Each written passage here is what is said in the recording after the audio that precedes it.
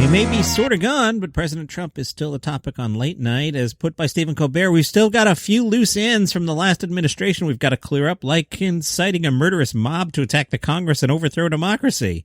James Corden said 100 senators were sworn in as jurors for Donald Trump's upcoming impeachment trial, which starts on February 8th. The trial is to determine if the attack on the Capitol by thousands of people wearing flags that said Trump and hats that said Trump is the fault of, get this, Trump. Colbert said, now to get a conviction, the House is going to have to convince 17 Republican senators that the former president incited the riot, even though they were all hustled out through secret tunnels to keep them from being murdered by the president's own bloodthirsty fascist squad of goons. They're on the fence. Kimmel, this is the tough on crime party. This is the party that investigated Benghazi for over 2 years. We still don't know what Benghazi is. This is the man who still hasn't admitted he lost the election. Move on. It's been almost a week. We got to move on from this. Jimmy Fallon said, speaking of the former president, sources in touch with Trump has said he's, quote, bored out of his mind. Well, he was already out of his mind, so I guess now he's just bored. Fallon, apparently playing 36 holes of golf every day, isn't as exciting when you're not ignoring a global pandemic. Fallon, but today Trump's aides were trying to cheer him up. They were like, good news, sir. Your trial starts in 2 weeks. Those were 3 great jokes from Fallon there. Colbert, according to a source familiar with the situation, Mar-a-Lago has become a sad and dispirited place since the ex-president moved in, as opposed to before he moved in, when it was hailed as the #1 luxury COVID hotspot where you can enjoy room temperature chowder while a Chinese spy loads malware onto your phone. Colbert, with the ex-president back, the mood has gotten so dark that a lot of people have quit Mar-a-Lago. For Pete's sake, he's been there for 6 days. Imagine what a Donnie Downer he must be for people to already throw in the towel. And Jimmy Kimmel's show celebrated 18 years on the air, and Jimmy said, truth be told, 18 years ago we were on live after the Super Bowl, and our guests were George Clooney, Snoop Dogg, and Coldplay. Tonight I'm doing a show for 20 reluctant staff members, and my guest is my cousin. Jimmy Fallon has announced the Tonight Show Film Festival. All you have to do is submit a short film, no more than a minute long. These are very short, Jimmy. The show will pick 10 semifinalists to make a second short film, providing them with a brand new sponsored phone to make the film. Fallon said, we have a theme for the festival. It's a different focus. I think this past year has taught us all to look at life in a different way, to look at different things and just how we think about the world. And for the festival finalists, we just want to see what a different focus means to you. You could submit your videos for the Tonight Show Film Festival at their Twitter, Instagram, TikTok, or by commenting on the Facebook page. Make sure you tag at Fallon Tonight with the hashtags hashtag Tonight Show Film Fest and hashtag contest. Really? If I leave off hashtag contest, I'm not in? Whatever. Variety told us all about Young Rock, that is NBC's new sitcom about Dwayne "The Rock" Johnson. It starts in the year 2032 when The Rock is planning a presidential run. The showrunner says, we're going to be following candidate Johnson on his 2032 presidential campaign for the course of season 1.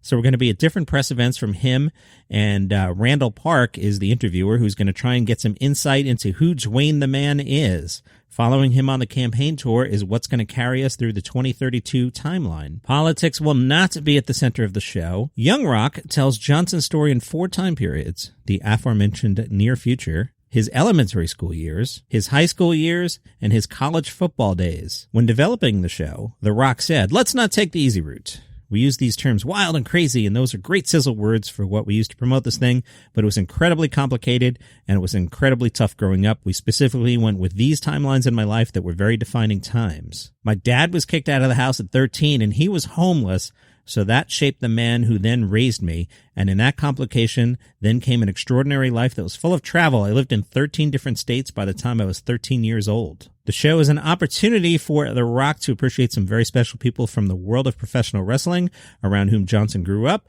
The Rock says, we have the Iron Sheik from Iran, we have Andre the Giant from France, we have the Junkyard Dog, we have my dad, we have the Wild Samoans from someone, and those are the ones that we showcased in the pilot.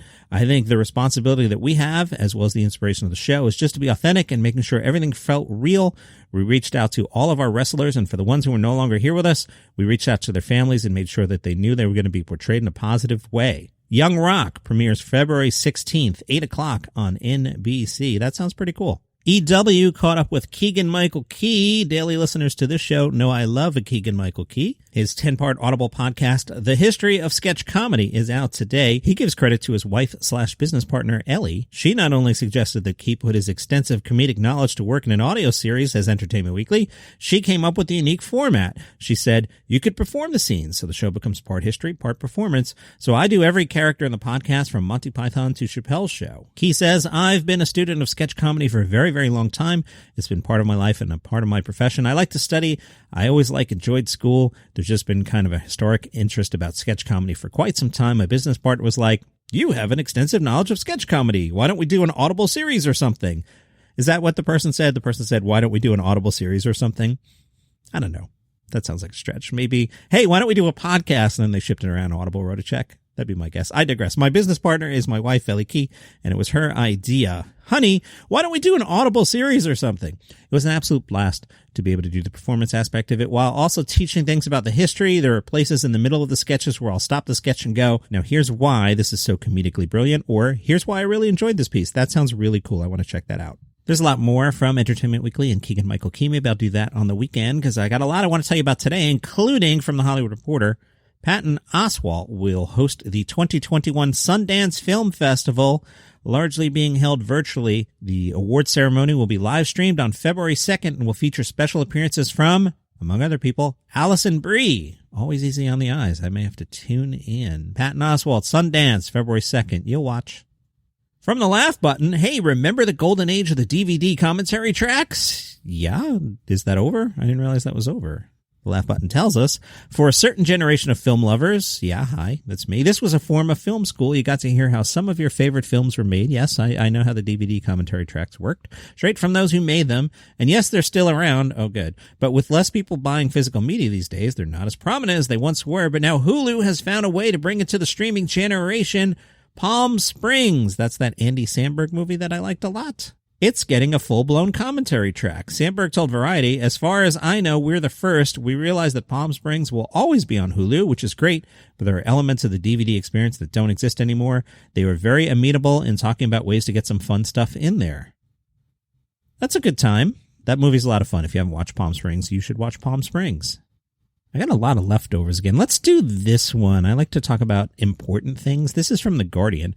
A Muslim comedian in India has been detained for more than 3 weeks for allegedly insulting Hindu gods during a stand-up routine that he did not perform. Don't gloss over that last thing there. That he did not perform. Fellow comedians, lawyers, and opposition politicians have spoken out against the detention of Munawar Faruqui, who was accused of making indecent and vulgar remarks about Hinduism and government figures during a comedy show on January 1st, despite police admitting they have no evidence, and witnesses and video footage confirming Faruqui did not get a chance to perform that night. The comedian remains in jail, having twice been denied bail by the courts. He was supposed to have a third bail hearing this week. I have not heard how that turned out. His lawyer says there is no material, nothing at all, which backs up the allegations. The entire case has been registered just to gain political mileage. Some history here. After some criticism online, he apologized for a video in which he made a joke about a Hindu god, and in December, he had a show canceled when a mob turned up at the venue demanding it be shut down. On New Year's Day, he was booked to perform at a small cafe. Before he could begin, he was interrupted by a group led by the head of a local Hindu nationalist group and the son of a local politician. Video footage shows the head of the local Hindu nationalist group accosting Faruqui on stage and accusing him of making derogatory remarks about Hindu deities and demanding that Faruqui not be allowed to perform.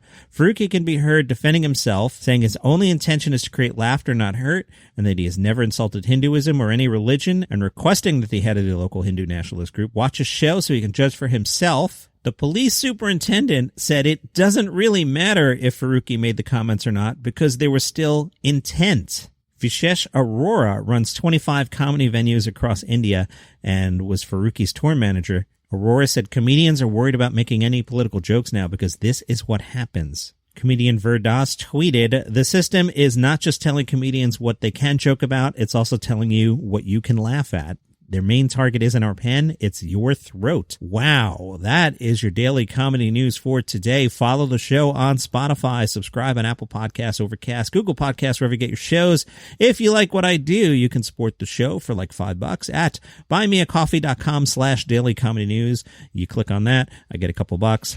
I go to Dunkin' in the morning and I get one of these. This is an iced coffee with a skim milk and caramel.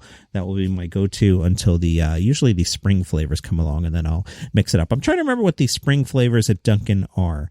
I was doing gingerbread down the stretch, and that follows 2 months of pumpkin around October. I'm trying to remember what they bust out in the spring.